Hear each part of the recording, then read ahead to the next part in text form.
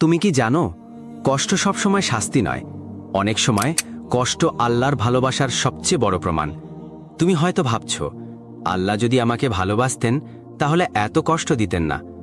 আজ আমরা জানব সেই 4টি কষ্ট যা আল্লাহ কেবল তার প্রিয় বান্দাদেরই দিয়ে থাকেন। প্রথম কষ্ট, দোয়া কবুল হতে দেরি হওয়া। তুমি হয়তো অনেক দিন ধরে দোয়া করছো, কিন্তু এখনো কবুল হচ্ছে না। তুমি হয়তো ভাবছ, আল্লাহ কি আমার দোয়া শুনছেন না? কিন্তু সত্যি হলো, তিনি শুনছেন, শুধু তোমার জন্য উপযুক্ত সময়ের অপেক্ষায় আছেন।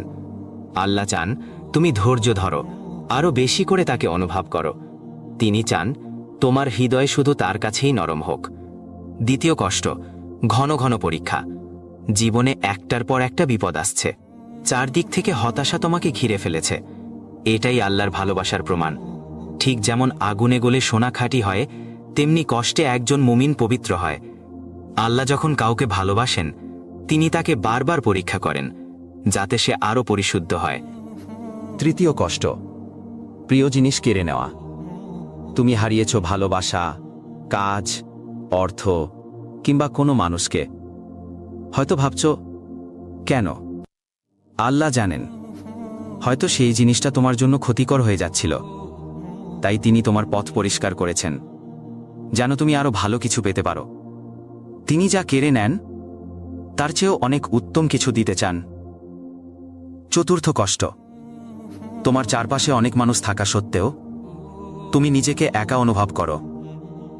এই একাকিত্ব তোমাকে বোঝানোর জন্য যে তুমি সবার কাছে ছিলে, কিন্তু আমার কাছে আসোনি।